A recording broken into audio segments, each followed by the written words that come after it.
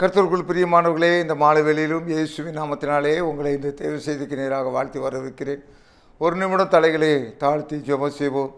எங்கள் கண்மலையும் எங்கள் மீட்பெருமாகிய கர்த்தாவே, அடியேன் வாயின் வார்த்தைகளும் எங்கள் அனைவருடைய இருதயத்தின் தியானமும் உம்முடைய சமூகத்தில் பிரீதியாய் காணப்படுவதாக. ஆமேன். 44 எசேக்கியேல் 44:9.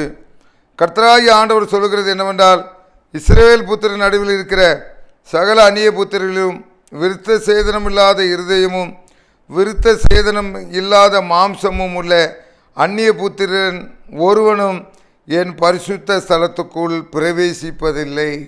ஒருவனும் என் பரிசுத்த ஸ்தலத்துக்குள் பிரவேசிப்பதில்லை. கர்த்தருக்கு பிரியமானவர்களே, இந்த நாளிலும் வேதம் திட்டவட்டமாக சொல்லுகிறது, பரிசுத்தம் இல்லாமல் ஒருவரும் தேவனை தரிசிப்பதில்லை. பழைய ஏற்பாட்டிலும் அதுதான் சொல்லப்பட்டிருக்கிறது, புதிய ஏற்பாட்டில் அதான் சொல்லப்பட்டிருக்கு. ஆகவே தேவனுக்கு தேவையான காரியம் என்னவென்றால் பரிசுத்தம். பரிசுத்தம் இல்லாமல் நீங்கள் என்ன காரியம் செய்தாலும் அங்கே ஒன்று நடக்காது. ஒரு மிலிட்ரி கார்ட்டை, மிலிட்ரினா அவர் கொஞ்சம் உயர்ந்த பதவியில் இருந்தவர், அவர் கீழே சிப்பாயாக இருந்த ஒருவர் என்ன செய்கிறாருன்னா உதவி கேட்குறார். அப்போது ஒரு ஏறக்கூடிய ஒரு 10-15 தடவை அவர் வீட்டுக்கு போயிருப்பார்.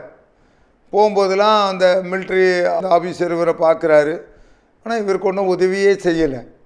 ஒரு நாள் அவங்க ஒய்ஃபு சொல்கிறாங்க, ஏங்க நீங்கள் மிலிட்ரிக்காரை தானே பார்க்க போகிறீங்க, நீங்கள் இந்த மிலிட்ரி ட்ரெஸ்ஸை போட்டு போங்களா, ஏன் மற்ற ட்ரெஸ்ஸை போட்டு போகிறீங்க, மிலிட்ரி ட்ரெஸ்ஸை போட்டு போங்கன்னு சொல்கிறாங்க. சரின்னு உடனே இவருக்கும் ஒரு ஞாபகம் வந்துச்சு, அந்த மிலிட்ரி ட்ரெஸ்ஸை போட்டு போனார். அங்கே போட்டு போன உடனே அந்த மிலிட்ரி மேனு இவரை உட்கார வச்சு இவர் காப்பி டீ கொடுத்து இவருக்கு எவ்வளோ என்ன கேள்வி வேணுமோ அந்த கேள்வியை செஞ்சு விட்டார். காரணம் அவருக்குள்ளாக ஒரு உள்மனசுல இருந்தது, இவன் மிலிட்ரிக்காரன் மிலிட்ரி ட்ரெஸ் போடாமல் என்னை வந்து பார்த்துட்ருக்காரு, அது வெளியே சொல்லலை.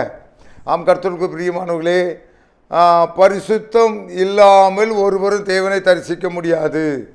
தேவன் அக்கிரமக்காரருடைய ஜெபத்தை அவர் விரும்புகிற தேவன் அல்ல.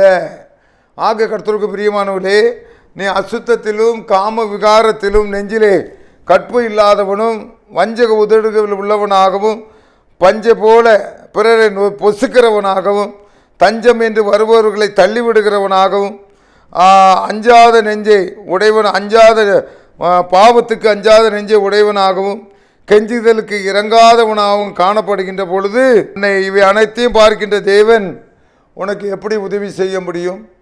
உன்னுடைய வார்த்தைகளுக்கு நீ எப்படி தேவன் செவி கொடுக்க முடியும்? ஒரே ஒரு விஷயம், ஆண்டவராகிய இயேசுவினிடத்திலே பரிசுத்தம் இல்லாமல் ஒரு காரியம் ஒருவரும் அவரை கிட்டி சேரவே முடியாது. நான் தேவனை கண்டுவிட்டேன், நான் தேவனிடத்தில் பேசியிருக்கிறேன், தேவன் அன்பாகவே இருக்கிறார், சரிதான். தேவனானால் பரிசுத்தம். ஆண்டவர் சொன்னார் மோசேகிட்ட, சீனாய் மலை பக்கத்தில் யாரும் வந்துடக்கூடாதுப்பா. ஏன் சொன்னார்? அவ்வளவு பரிசுத்தம் உள்ள தேவன். பழைய ஏற்பாட்டில் பார்க்கின்ற பொழுது அந்த உடன்படிக்கை பற்றி எட்டி பார்த்தது, ஒரு ஊரில் எத்தனையோ பேரோ இறந்து போனார்கள். ஆக அவர்கள் சொல்லுகிறார்கள், அந்த ஊர் மக்கள் சொன்னார்கள், இந்த பரிசுத்தம் உள்ள தேவனுக்கு முன்பதாக நிற்கக்கூடியவன் யாரப்பா? ஆண்டவராகிய இயேசு கிறிஸ்து அவ்வளவு பரிசுத்தம் உள்ள தேவனாக இருக்கிறார். பரிசுத்தர் பரிசுத்தர் பரிசுத்தர். உசியாவின் நாட்களிலே இங்கே தேவதூதர்கள் சொல்லுகிறார்கள், பரிசுத்தர் பரிசுத்தர் பரிசுத்தர்.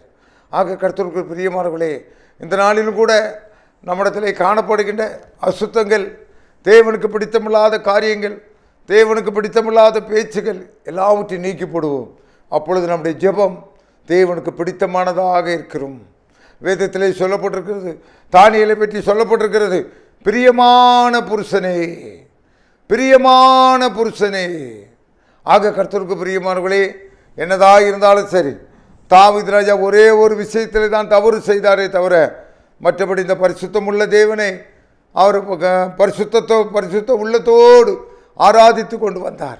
இந்த சாயங்கால வேளையிலும் உன்னுடைய உள்ளத்திலே காணப்படுகிற கபடுகள், கள்ளங்கள், வஞ்சனைகள் எல்லாவற்றையும் விட்டு விலகி, ஏன் நாம் ஒரு பரிசுத்த வாழ்வு வாழக்கூடாது?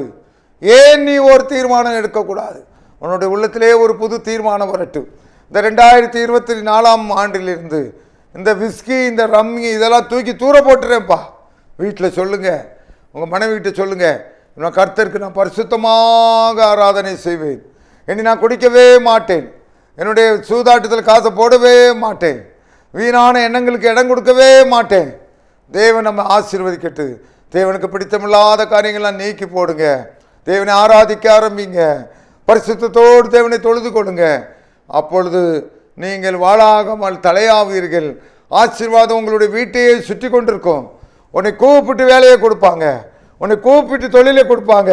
இந்த பரிசுத்தத்துக்கு நேராக நீங்கள் விளைவீர்களாக. ஜெபம் செய்வோம்.